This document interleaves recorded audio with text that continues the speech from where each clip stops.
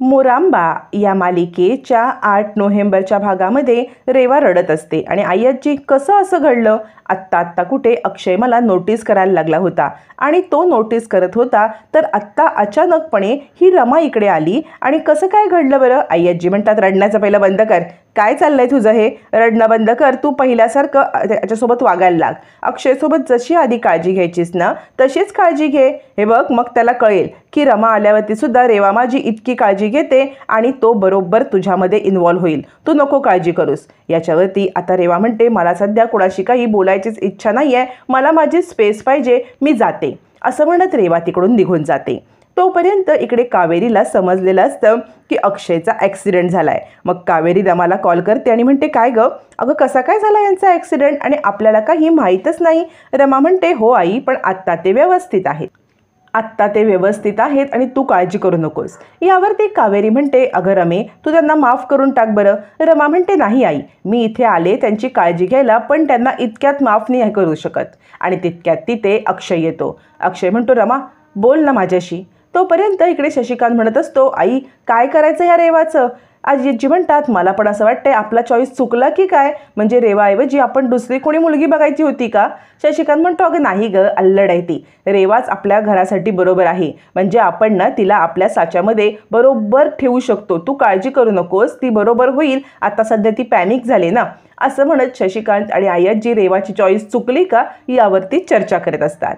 तोपर्यंत घरामध्ये छानपैकी दिवाळीच्या फराळाची चर्चा चालू असते. आनंद सांगत असतो आता रमा आले ना त्यामुळे एकदम टेस्टी फराळ खायला मिळणार. यावरती जान्हवी म्हणते मी तर रमाकडून छानपैकी त्या असतात ना करंजा त्या शिकून घेणार आहे. रमा खूप सुंदर करते. अभि म्हणतो आता रमा आले ना तर दोघांचं नातं व्यवस्थित व्हावं आणि दोघांचा संसार सुरळीत व्हावा एवढंच मला वाटतं. दोघांनी एकमेकांना समजून सुरळीत संसार करावा. असं म्हणत सगळेजण आता दिवाळीची चर्चा करत असतात. तर इकडे जान्हवी म्हणते रमा आल्याच्या आनंदामध्ये आपण छानपैकी पार्टी करूया का.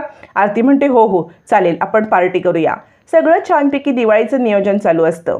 इकडे टेरेसवरती अक्षय रमाला म्हणत असतो रमा तू केलंस का मला माफ. कर ना मला माफ. रमा म्हणते हे बघा जर तुमच्या जागी मी असते आणि माझं लग्नाच्या आधी अफेअर असतं आणि मी तुम्हाला सांगितलं नसतं तर तुम्ही मला माफ केलं असतं का.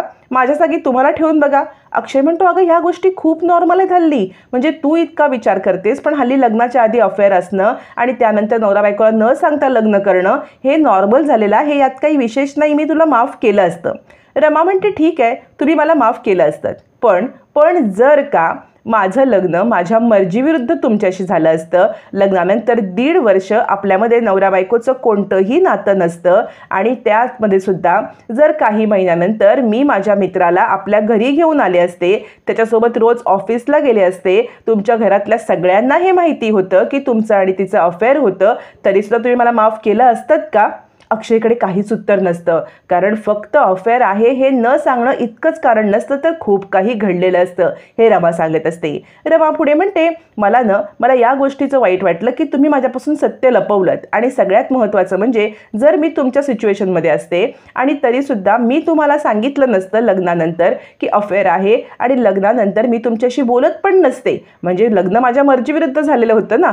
त्यामुळे मी हे लग्न एक्सेप्टच करत नव्हते. लग्नानंतर कित्येक महिने मी तुमच्याशी नवरा बायकोसारखं बोलले पण नसते. माझ्या मनात अजूनही माझा मित्रच असता तरीसुद्धा तुम्ही मला माफ केलं असतं का. असं म्हणत सगळी सिच्युएशन सांगत रमा आता तुम्ही किती चुकीचे आहात. मला न सांगून खूप मोठी चूक केलीत आणि लग्न झालं त्यावेळेला तुमच्या मनात मी नव्हतेच. तुमच्या मनात लग्न झालं तेव्हासुद्धा रेवा होती हे अक्षयला जाणीव करून देते आणि म्हणते हे एवढं सगळं घडलं असतं ना तरी तुम्ही मला माफ केलं असतं का.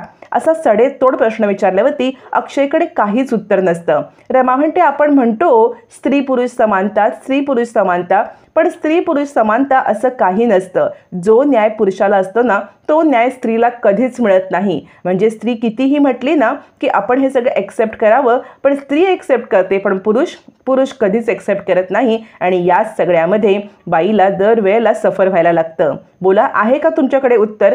जर का हे उलटं झालं असतं एका बाईने हे केलं असतं लग्नानंतर आपल्या मित्राला घरात आणून ठेवलं असतं आणि नवऱ्याला सांगितलं नसतं की याच्यासोबत माझं अफेअर होतं किंवा माझं याच्यावरती प्रेम होतं तर तुम्ही मला माफ केलं असतं का.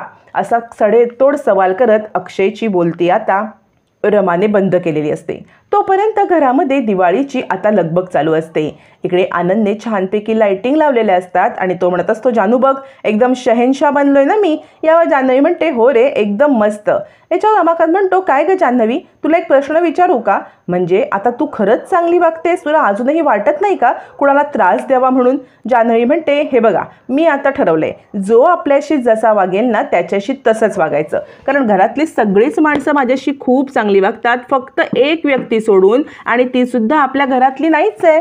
तीच व्यक्ती, मी काही नाव नाही घेणार तिचं, त्याच व्यक्तीला धडा शिकवायचा आहे किंवा त्याच व्यक्तीसोबत माझ्या जुन्या रूपात मला वावरायचं आहे किंवा वागायचं आहे, हेच मला करायचं आहे. असं म्हणत जान्हवी रेवाचं नाव घेता किंवा रेवाचं नाव न घेता सगळं बोलत असते. मग आनंद म्हणतो, वा रे वा.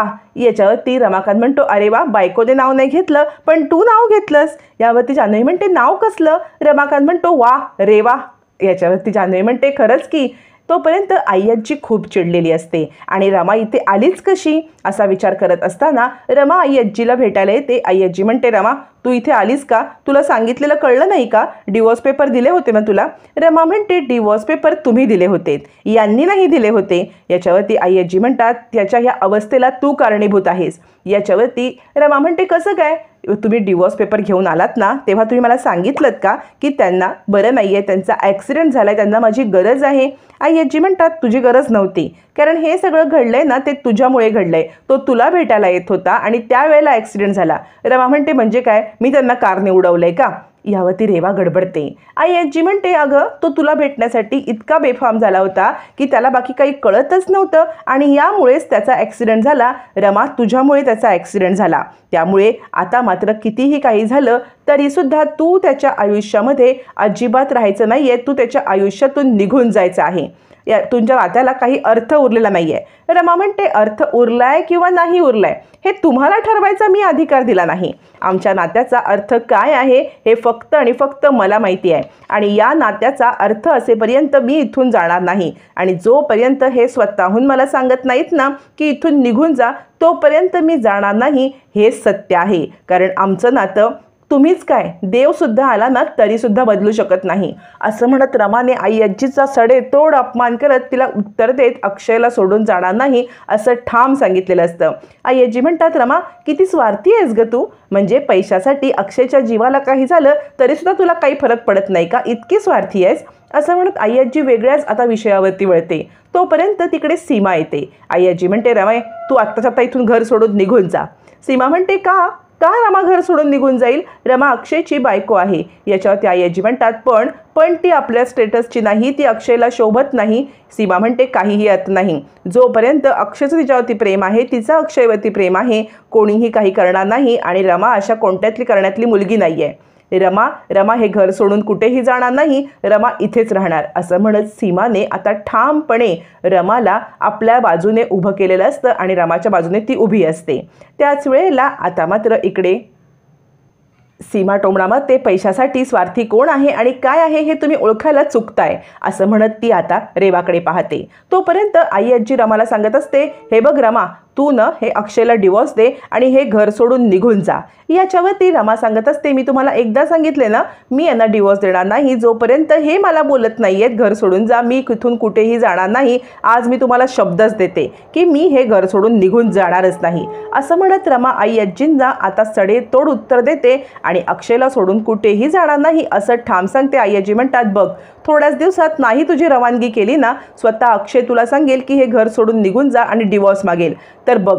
असं म्हटल्यावरती आता इकडे बाहेर आल्यावरती सीमा म्हणते, हे बघ रमा, तू या सगळ्याचा विचार करू नकोस. रमा म्हणते, हो पण आई आजी रेवा सगळेजण मला घराबाहेर काढायला निघालेत. सीमा म्हणते, बघ ते तुला घराबाहेर काढायला निघालेत ना, तू रेवाला घराबाहेर काढायला निघ, कारण रेवा असेपर्यंत तुमच्या नात्याला काही ना काहीतरी होतच राहणार आहे. रमा म्हणते, पण कसं? रमाला आता सीमा सांगते, हे बघ तू विचार कर बरं कसं, कारण आता रेवाला घराबाहेर काढण्यासाठी हीच तुझी प्रायोरिटी आहे. आता रमा रेवाला कशी घराबाहेर काढणार हे पाहणं फार रंजक ठरणार.